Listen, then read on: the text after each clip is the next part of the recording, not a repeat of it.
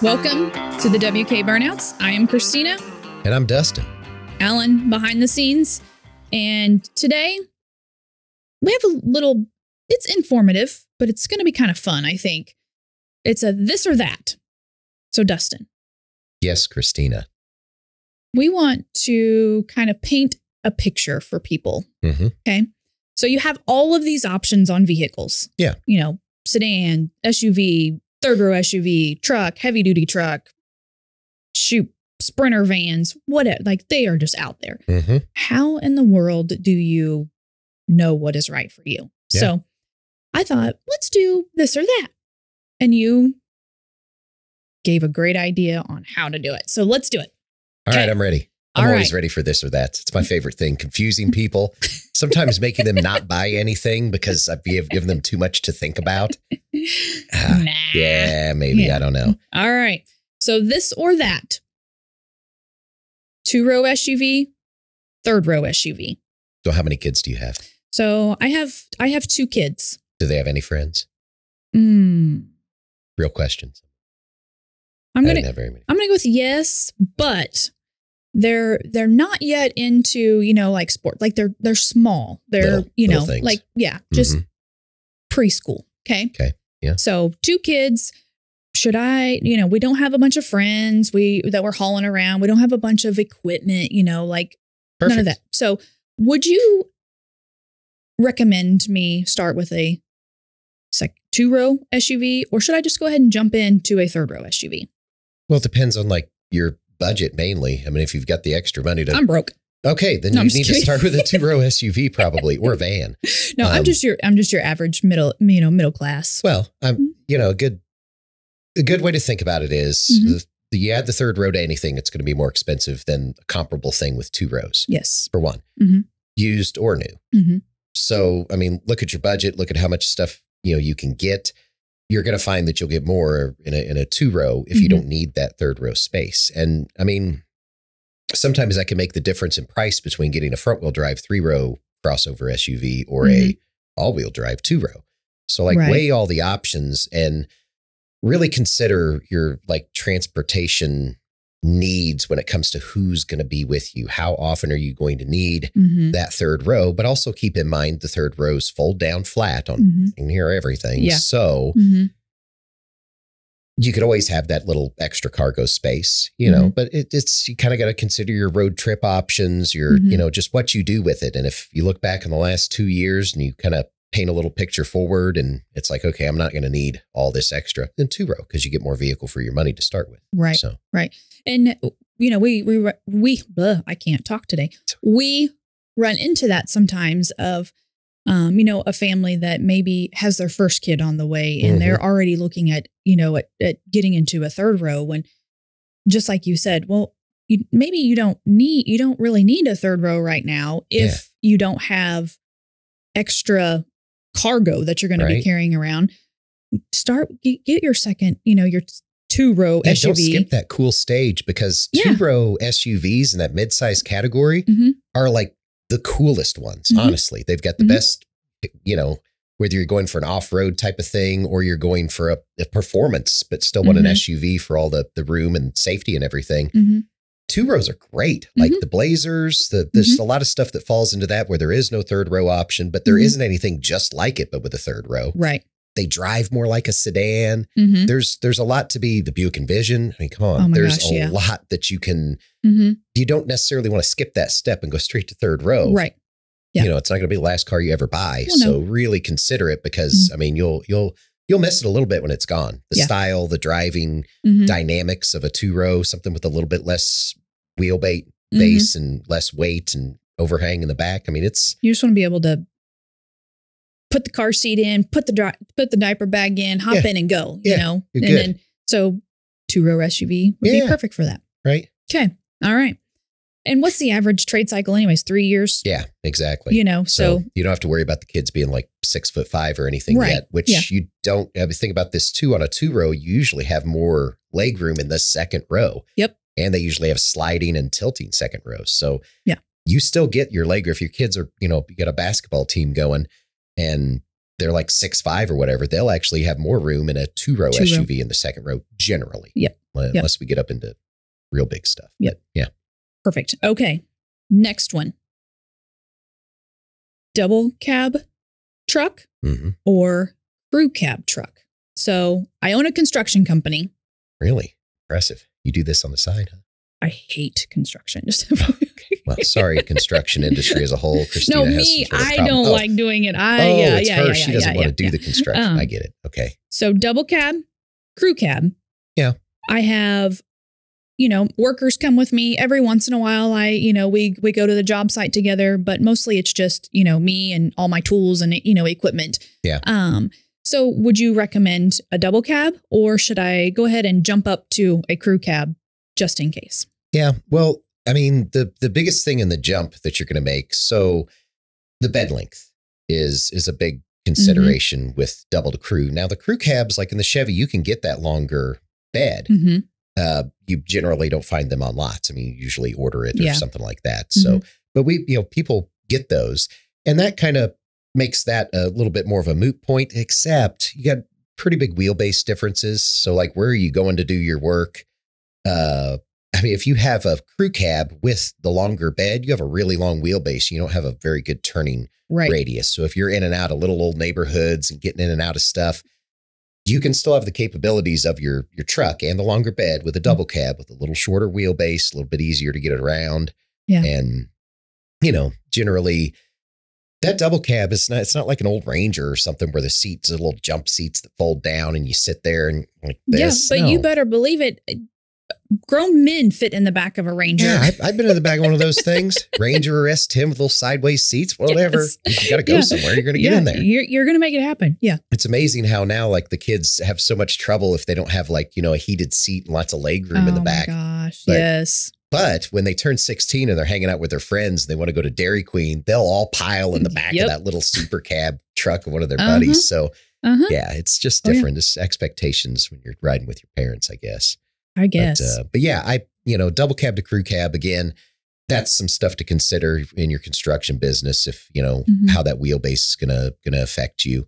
And the storage, really, if you think about it, like the perfect thing for somebody that does construction work that actually carries their tools, not like a guy with a semi that he parks there with all this stuff in it, but, just a regular construction guy.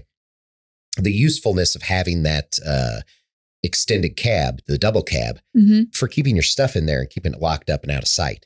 So that it's still really useful for that. Right. And I've seen guys that build and have little organizer things back there. If you're just going to have somebody in there once in a while, it's got a 60-40, split bench. So you can fold up one side and have all your stuff there. Okay. And that's just, short of having like a utility bed or something like that. Just that's something to consider. That's something that should come up between those, comparing those two, is the bed length, wheelbase, turning around easy, stuff like that. Right. Okay. Perfect. While we're on trucks, go mid-size truck, which is I'm excited for. Oh yeah, it's gonna be big in the GM line. It is. I'm so excited. Okay, so back mid-size truck or full-size truck. Yeah. It's just me and my husband. No kid. We just want a truck. So what are you doing? Picking up old furniture to restore or something? It's like a Lifetime movie. No, again, I don't like construction or any kind. No,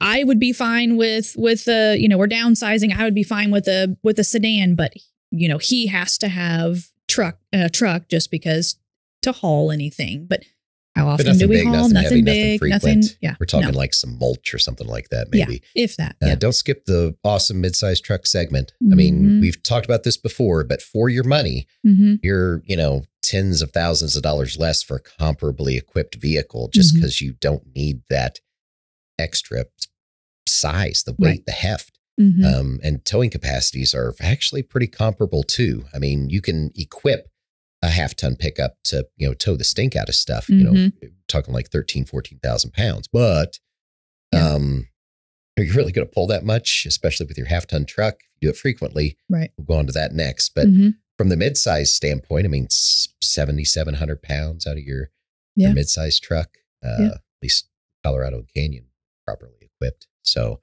It's a lot less expensive too. Mm-hmm. So, you really kind of, that's almost a no-brainer when it comes to the equipment. It's easier to get around in, stuff like that. I mean, if you don't need that extra from a half-ton pickup, then definitely consider it. Definitely look at them and go from there. I see the mid-size truck becoming so much more popular here, in the coming years, because I mean, if you just really think about it, like, just your truck, in general. I mean, and how often do you have everybody in your vehicle? I mean, Angie has her, her is Tahoe, right? Yeah. So usually when you guys go somewhere, do you usually take the Tahoe? Yep. Yeah. So you would be a great candidate for a mid-sized truck. So we'll make note of that, please. Alan will notate that. But anyways, but I just thought that would be a good comparison, Yeah. mid-size. Because some people think, no, I need a big truck. Why? Yeah. Why do you really need a full-size truck? You can definitely get around better in inclement weather in a mid-size than you could have full-sized anyhow. I mean, and the back seat, the crew cab. There's actually plenty of room back. There's plenty of room back there. You got to check it out again. This isn't a super cab Ranger or something. This is different. The grandkids would be tickled to be in the back seat of this thing. There's tons of room. Whatever the case may be, it's definitely something to consider, especially for the price difference. You're not pulling a 10,000 pound camper, once a month to go camping, then why do you have a full size truck? Right. So we're going to stay on the truck line. Yeah. So gas or diesel? Well, it depends. Half ton or 3/4 ton. Let's go with a half ton. Okay. Right now. Okay. Well, that one's kind of tough too, because you get really, really good highway mileage with the diesel. It's been in a half ton. It's been incredible, really, what people have been telling us they've been getting on the highway, the half-ton diesel trucks. And when they first released the engine, they were like, hey, this is mostly kind of fuel mileage based. This isn't, if you want the most towing capacity, get the 6.2 gas engine. Well, then they, had it for a couple of years, did a couple little upgrades, and like, you know what?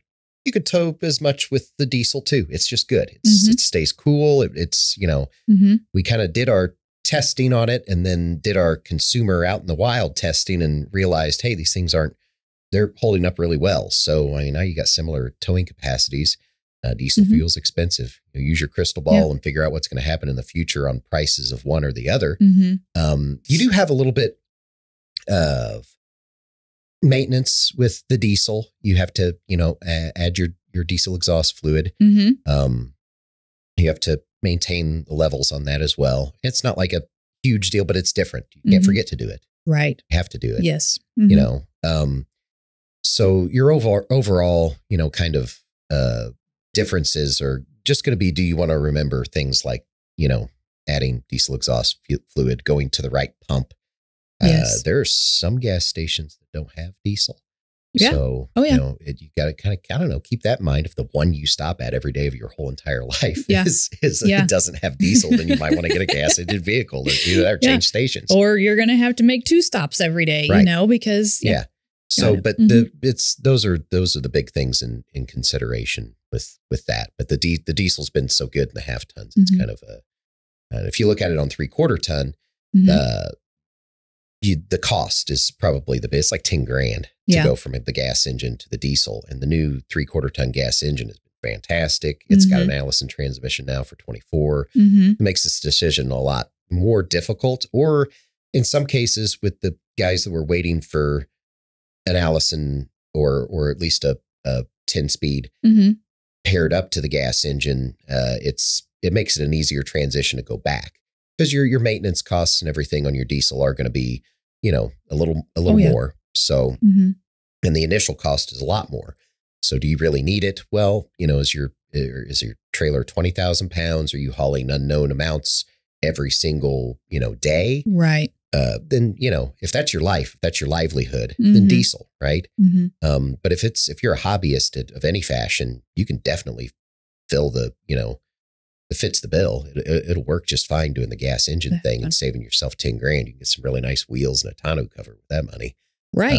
I mean, if you're not pulling for a living or pulling, you're an excavator and you're going to be touching, 30,000 pounds, then you definitely need the diesel. But, it's just kind of a look at what you're doing with it, how often you're doing that, with it when it comes to the 3/4 tons. And that makes the decision a little easier. The 1/2 tons, it's like I said, it's all about what your routine is and what your expectations are for what you need to do other than put gas in it. Right. Or fuel.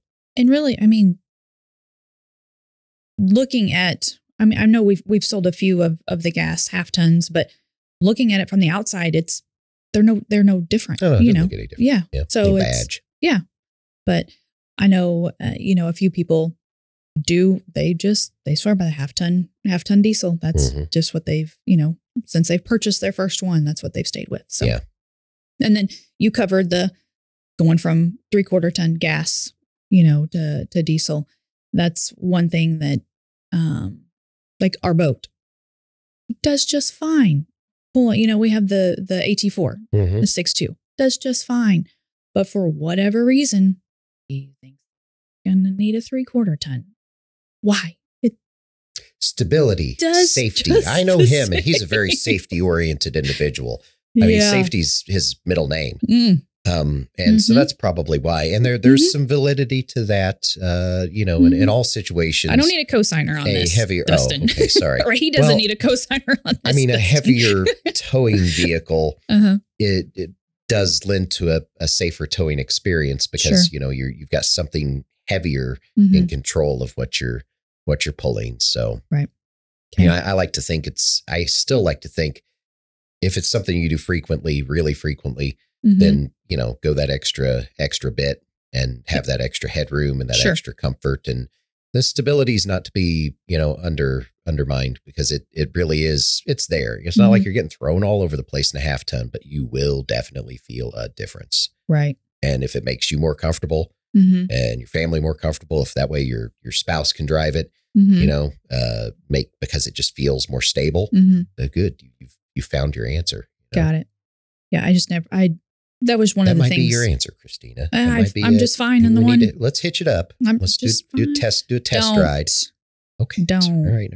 If I see the boat out here one day and Dustin and Rock are down on, we're all going to be in trouble then. Yeah. Yeah. The last one that I kind of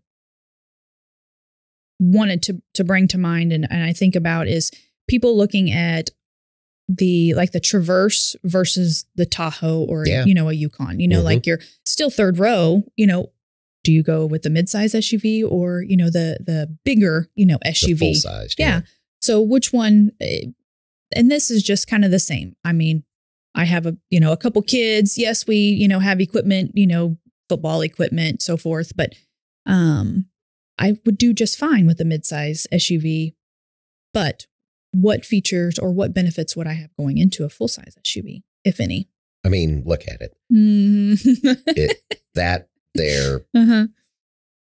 mean, plus it's about, comparable apples to apples, what, $20,000 more? At least. So yes. Keep that in mind. It's a lot like the mid-size truck to full-size truck thing. Yeah. What do you pull anything? Well, does your whole entire life revolve around your 3 yearly multi-thousand-mile road trips? Honestly, I don't know if I still wouldn't maybe rather have a Traverse for the way it drives. I mean, right. The towing capacity can be plenty good for boats, small campers, stuff like that. And Traverse just drives like a sedan. We don't have sedans. They're so far away. This is how close we can get. We're calling, mid-sized SUVs that drive like sedans, but it does. It has a different feel. You got to feel it to see if you like it, to see if it's. But if you want it to feel like your truck, you get a full size. You get a Tahoe, something like that. They're totally different builds. The Tahoe and Yukon are a body on frame. Yeah, that used to be when you talk about crossover SUVs. They don't call them crossovers anymore because it was meant to be a crossover from a sedan to a SUV. SUVs all used to be body on frame, right? Now that's just the full-sized SUVs. All the crossover stuff filled in all of that, took over sedans entirely. So we don't call them crossovers, we call them SUVs. SUVs. Yeah. So it's, I don't know how that happened, but that's just how it worked out. Mm-hmm. And, there used to be big differences, in the way that they rode and drove, but they've refined them so much. So, the full size don't ride and drive like an old pickup comparison, but you still have a difference. Still a more sedan-like ride, still lower to the ground when you're in your crossover or in your, unibody SUV. So a big thing that comes in, are you pulling a camper? If you're not pulling a camper, I mean, look at the money savings, look at the interior space is very surprising. I know the Tahoe looks a boatload bigger from the outside, and it is physically larger, but when you get in the seat and you look at the leg room and you look at the the shoulder room and stuff, it's like, wait a second. That was one thing that was huge to me. Yeah. Yeah. The headroom is great. It is not what you do. You look at it, it looks like this is a lot smaller than the Tahoe. You get in it, it's like, oh, hello. Yeah. Hello. Yeah. It's big inside. You need to look at that. Save yourself 20 grand, maybe. Just you'll find out pretty quick what it is that you need. Right. Yeah. Definitely. If you're considering one or the other, definitely get in them both. And you have to. I was in an Enclave yesterday, a 2023 Enclave. Yeah. Holy moly. I felt like, I was like, I can't even. They're cavernous. Like, they're huge. Yeah, People don't even get it. It's like, we need to take the Tahoe because it's bigger. It's like, well, hold on a second. Yeah. Yeah. I mean, it was insane. Just like you could go like, you weren't touching, it was it's big. Yeah. It's awesome. Just something that, comes to mind when you look at a Tahoe or a Yukon, whatever, the bigger SUVs, and you think totally bigger. I can haul more stuff in that. Well, the more bodies you put, it's just definitely take a look at them both. For sure. If you're considering either or.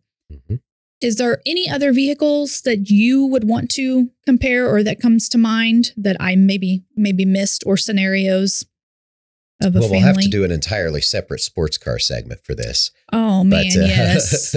But as for like our general awesome transportation options that aren't sports cars, I think we've covered most of the main ones that come up really frequently. Like when people don't always have the whole idea, they're starting to paint their picture. They're like, okay, well, I might want to do this.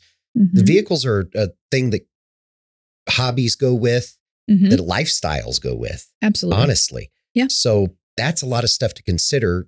What you do right now might not be what you picture yourself doing or what you think you could unlock with this purchase. So, take all that into consideration and get a little help and a little guidance. And it goes a long ways, but especially most importantly, get in and drive some stuff. Yeah. And, the feel of the wheel will seal the deal. You need to do it because that'll help you make your decision a lot. It's like, do I want a big camper or a little one? Drive a big truck. You hate it. Guess what? You need to get a little camper so you can have a little car. Yeah. Right. Yeah. So it's absolutely. Exactly. It's just something that you don't think of. And like we mentioned before, the trade cycle, like this isn't going to be it's your not gonna only be the rest of your life. Yeah. So, I mean, believe it or not, some people trade every year. Yeah. Well, yeah. But, some people trade every 30 days for a little while. It just depends. There for a little bit. Yeah. But, 3-4 years is kind of the average trade cycle. Yeah. So a lot happens within it can happen within 3 to 4 years. A lifestyle can completely change. So always, don't think that you're pregnant with your first kid on the way. You need that third row SUV right now. You might not need it yet. Yeah. And by the time they get big enough for it to matter, you'll be ready to trade anyhow. Right. So. Yeah. Oh, perfect. Yeah. I think we covered quite a bit there. Yeah, that's a good one. Good. Perfect. Well, if you found this informative and entertaining with our, family scenarios there. Oh, yeah. Painted a lot of pictures. Christina has a wild life. She went from having kids to not having any kids. And then she had kids again. And then they didn't play. It's wild. I don't know what's going on in her house. Yeah. It's weird. But, I didn't have any of them to have a dog jump in the back. Yeah. What are your poor dog? You just left him out entirely. I drop him off at daycare and just forget he exists, apparently. Okay. Anyways, if you found this informative and entertaining, please like and share. And if you are gaining value, through this video or any of our previous videos, please give us a like. Let us know, that you're benefiting from this. So, but we will cruise on by and pick you up next week. Thanks, guys. Thanks. This has been a WK Burnouts production.